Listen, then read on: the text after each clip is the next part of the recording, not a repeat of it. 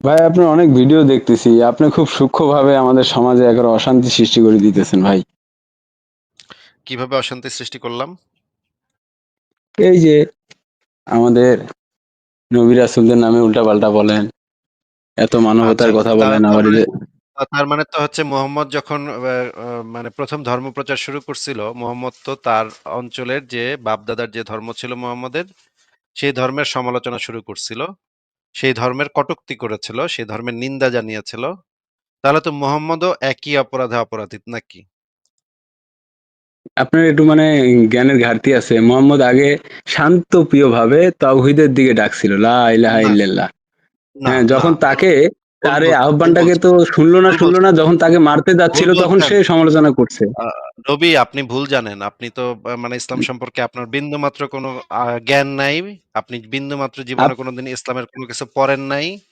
আপনার কোনো হ্যাঁ, ধারণা নাই যে মানে কি হুম, হইছে না না হইছে। আপনি কিছুই জানেন না ভাই। হুম। হ্যাঁ?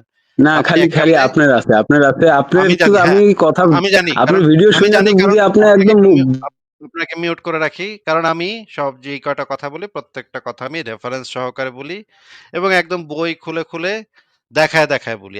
আমি আপনার মতো মানে মানে সুনাহাগা মুমিন না। যে না বুইঝা না শুইন্না মানে ইসলাম বিশ্বাস করি। আমি আমি মুসলমান। আমি আপনার মতো হইন্না মুসলমানও না। আপনার মতো সুনাহাগাও না। আমি যেই কয়টা কথা বলি প্রত্যেকটা এভিডেন্স আমরা স্ক্রিনে প্রতিদিন আমরা শত বার দেখাই, শত বার দেখাই। মানে স্ক্রিনে আমরা এই জিনিসগুলা দেখাইতে আমি মোটামুটি ক্লান্তই হয়ে গেছি যে এতবার দেখাইছি আমি এই জিনিসগুলা। ঠিক আছে, আমি যেটা বললাম সেটা তাহলে আমরা একটু চেক করে দেখি। নবী মোহাম্মদ এই যে আমরা দেখি ১ম এ আ সিরাতে ইবনে হিশাম আ যেই গ্রন্থটা আছে অত্যন্ত বিখ্যাত মানে মানে মুহাম্মদের যে সবচাইতে প্রাচীন সিরাত গ্রন্থটা, সেই সিরাত গ্রন্থটার একটা হচ্ছে এটাই সবচেয়ে প্রাচীন সিরাত ইবনে হিশাম যেটা পাওয়া যায়। এই সিরাত গ্রন্থের আ ৬১ এবং ৬২ নম্বর পৃষ্ঠাতে যেটা লেখা আছে সেটা এখন আমরা একটু পড়বো। এই গ্রন্থটার নাম হইতেছে সিরাতে ইবনে হিশাম হযরত মুহাম্মদ সাল্লাল্লাহু আলাইহি সাল্লামের জীবনী গ্রন্থ। আকরাম ফারুক পৃষ্ঠা নম্বর ৬১ এটার অনুবাদ করছে আকরাম ফারুক। এটা লেখকের নাম হইতেছে ইবনে হিশাম। তার বই থেকে আমরা এখন একটু পড়বো। রবি, আপনাকে আমি একটু বলবো যে আপনি এখান থেকে লাল কালিতে যে তুমি হিন্দু, অংশটুকু আছে তোমাকেও সেটা বলছে তোমার সৃষ্টিকর্তার আইন ছাড়া আবারও মানে কথার মাঝখানে কথা বলে যাচ্ছে। সবাই মূর্তি পূজা আর করে, পীরগিরি করে। আরে আরে রবি, আরে সুনাহাগা রবি ভাই, সুনাহাগা রবি ভাই, আপনাকে মিউট করে রাখছি। আপনি তো বর্বর করে যাচ্ছেন। আপনার বর্বর করে লাভ নেই তো। আপনাকে আমি বলেছি যে এখানে লাল কালিতে যে অংশটুকু আছে সিরাত ইবনে হিশাম থেকে সেটা একটু পড়ে শোনাবেন আমাদেরকে। যদি পড়তে পারেন, আমার মনে হয় না আপনি বাংলা পড়তে-টরতে পারেন বলে মনে হচ্ছে না কথাবার্তার স্টাইল শুইনা। তারপরেও দেখি মনে হয় মাদ্রাসা থেকে চিপাচাপা থেকে আইছেন, গ্রাম থেকে মানে মফস্বল গ্রাম থেকে আইছেন। তারপরেও দেখি যে আ আপনি পারেন কিনা। রবি, আপনাকে আমি যেই কথা বলেছি আপনি কি শুনতে পেয়েছেন?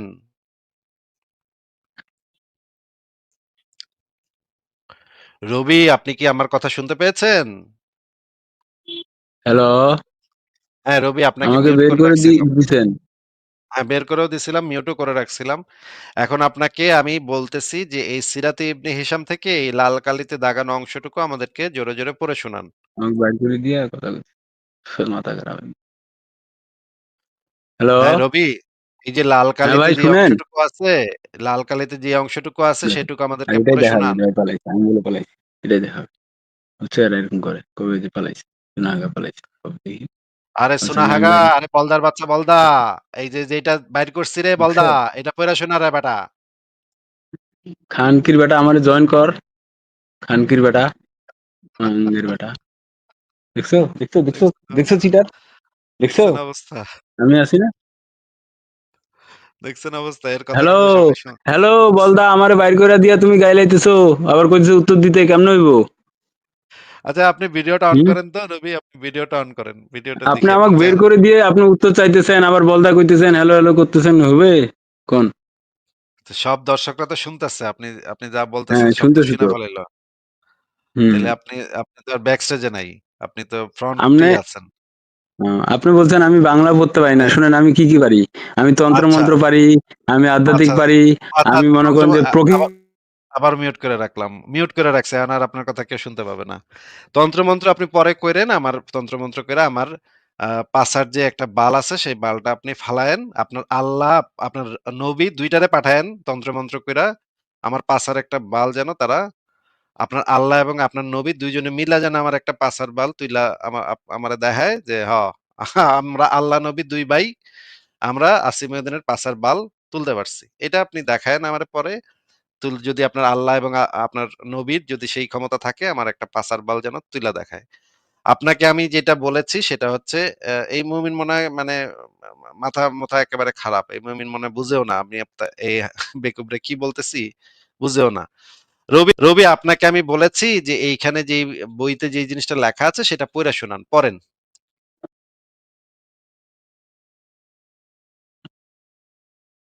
আমি একবার ঢাকায় দেখলাম সর্বধর্ম প্রার্থনা সভা, সর্বধর্ম বলে একসাথে। এই বিষয়ে ডক্টর আবু বকর জাকারিয়ার যে এই বক্তব্যটা এখানে ইম্পর্টেন্ট। এই এই যে এই চুনাহাগা মুমিনকে আমি বের করে দিছি, এটা মানে এটার মাথায় কিছু নাই, এটা বুঝবে না। এটারে বারবার বলতেছি পড়তে, কিন্তু বেটায় মানে কথা বুঝে না, মাথা ঢুকে না কথা। আচ্ছা, আমরা এই আবু বকর জাকারিয়ার বক্তব্যটা একটু শুনে নিই এই বিষয়ে কি বলেছে। বলে প্রার্থনা করে, দেখি কি করে। দেখলাম একজন উঠাইলো, একজন এদিকে রাখলো, একজন এদিকে বসলো, একজন এমনি বসে রইলো। কি সর্বধর্ম কেমনে হইলো? একসাথে হয়েছে। একসাথে বসে তো একসাথে হয় নাই। এর অর্থ হচ্ছে হওয়া সম্ভব না, হওয়া সম্ভব না। যদি সেটা সম্ভব হইতো, মুহাম্মদ রাসূলুল্লাহ সাল্লাল্লাহু আলাইহি ওয়াসাল্লাম কাফেরদের সেই সেই তাদের যে যে তারা যে প্রস্তাব দিয়েছিল, প্রস্তাব মেনে নিতেন। তারা কি প্রস্তাব দিয়েছিল জানেন? তোমাকে সুন্দরী নারী চাইলে বিয়ে দিয়ে দেব, রাজা চাইলে রাজা বানিয়ে দেব, বলছেন কিনা? বলছে কিনা? কি চাও তা দিব, তবে আমাদের এদের বিরুদ্ধে কিছু বলিও না। রাসূল কি চুপ ছিলেন নাকি? চুপ ছিলেন নাকি? আকীদার বিষয়ে কোনো ছাড় হইতে পারে না, আকীদার বিষয়ে কোনো ছাড় হইতে পারে না। এই জন্য আকীদা শিখতে হবে, জানতে হবে। যেই কাজটি আমার নবী মুহাম্মদ রাসূলুল্লাহ সাল্লাল্লাহু আলাইহি ওয়াসাল্লাম যেখানে কোনো ছাড় দেননি, যেখানে আবু বকর ছাড় দেননি, কষ্ট করেছেন, হিজরত করেছেন, জিহাদ করেছেন, যুদ্ধ করেছেন, সারা দুনিয়াতে ইসলামকে উদ্দিন করেছেন, সেখানে আমরা সব কিছু তালগোল পাকিয়ে ফেললে কি হবে বলেন? আচ্ছা, আপনারা শুনলেন যে ইসলামে সর্বধর্ম মিলেমিশে থাকা, মানে সব ধর্ম যার যার ধর্ম শেষে পালন করা, মিলেমিশে থাকা, অন্য ধর্মের মানুষের সাথে সুসম্পর্ক বজায় রাখা, এইগুলা ইসলামে একেবারেই মানে কোনো কনসেপ্টই নাই। এগুলা একেবারেই হারাম কাজ। হুম? এই জিনিসটাই বললেন, এবং পরে আপনারা এই লেখাটা পড়ে দেখতে পারেন। এই লেখাটার ভিতরে অসংখ্য রেফারেন্স আছে। আ ধর্ম অবমাননা, সাম্প্রদায়িকতা এবং মূর্তি ভাঙার সুন্নত। এই লেখাটার ভিতরে যে জিনিসগুলো আছে, যে নবী মুহাম্মদ নিজেই ধর্ম অবমাননা করতো, অন্য ধর্মের অবমাননা করতো, এবং ইব্রাহিম সেও গিয়ে মূর্তি ভেঙে আসতো, গিয়ে কাফেরদের মূর্তি-টূর্তি ভেঙে ফেলতো সে।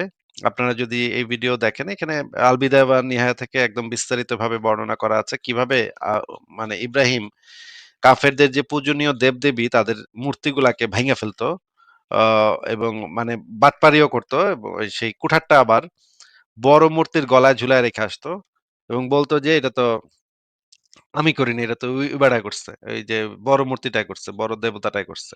আপনারা দেখেন এখানে কি বলতেছে, হুজুরে কি বলতেছে।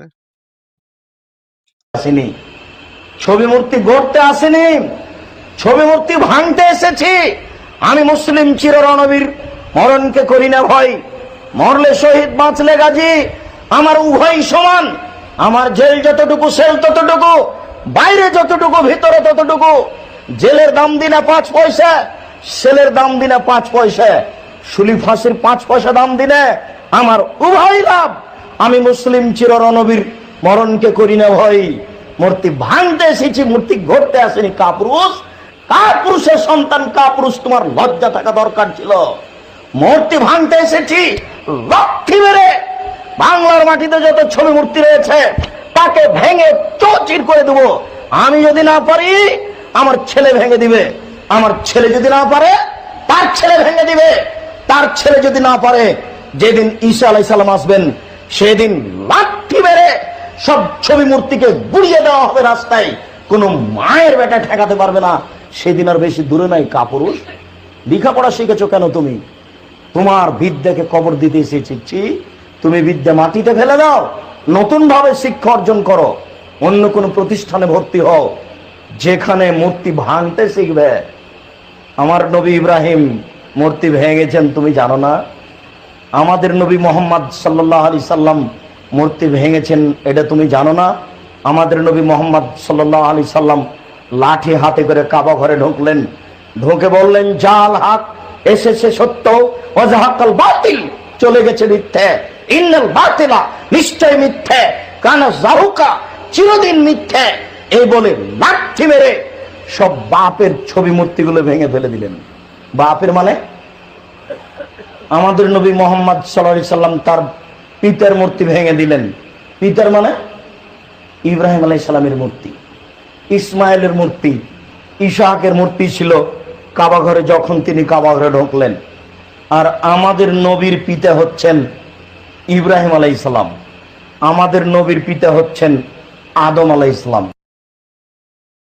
আচ্ছা, আপনারা শুনলেন যে এইখানে কিন্তু খুবই পরিষ্কারভাবে বলে দিল যে, এবং আরো অনেকগুলো ভিডিও আছে এখানে। এই লেখাটা আপনারা পড়ে দেখতে পারেন।